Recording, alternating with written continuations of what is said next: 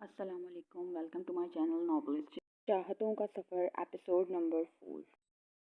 अशर हयात एक मुतवस्सित तबके से ताल्लुक़ रखता था। इनका अपना छोटा मगर खूबसूरत सा घर था।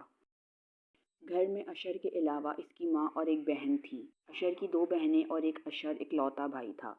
एक बहन अशर से बड़ी थी जिसकी शादी हो चुकी थी और दूसरी अशर से छोटी थी जो फ़िलहाल कॉलेज में पढ़ रही थी।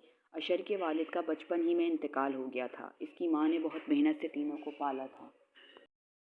ये तीनों ही बहन भाई बहुत मेहनती और पढ़ने में लायक फाइक थे। अशर ने भी हाल ही में स्कॉलरशिप पर लम्स यूनिवर्सिटी में पढ़ना शुरू किया था। अशर यूनिवर्सिटी के बाद एक जगह पार्ट टाइम जॉब भी करता था। इसकी माँ सिलाई में माहिर थी।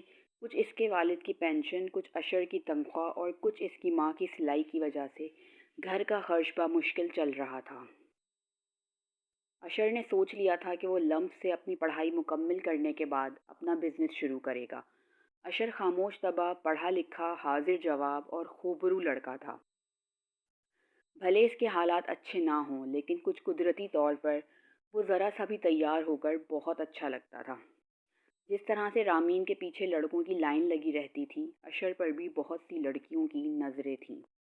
लेकिन अशर अपनी पढ़ाई में मगन रहता था। इसे मेहनत करके अपने पैरों पे खड़े होना था, अपनी माँ का सहारा बनना था। इसकी खामोशी को बहुत सी लड़कियाँ इसका गुरूर समझती थीं।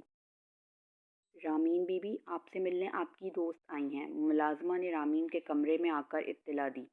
कौन सी दोस्त? रामीन ने मोबाइल से नज़रें उठाकर पूछा। वो जी, सहरिश बीबी आई हैं। ठीक है, तो इनको बोलो मैं आ रही हूँ, रामीन ने इससे कहा और फ्रेश होने चली गई। रामीन फ्रेश होकर ड्राइंग रूम में आई तो सहरिश इसका वेट कर रही थी। रामीन, कैसी हो? तुम्हारी तबीयत कैसी है? आंटी से तुम्हारी तबीयत का पता चला था। कल मैंने फ़ोन किया था तो उन्होंने फ़ोन उठाया था। सहरिश ने रामीन को देखते ही इस पर सवालों की बौछार कर दी थी। अगली किस्त जल्द।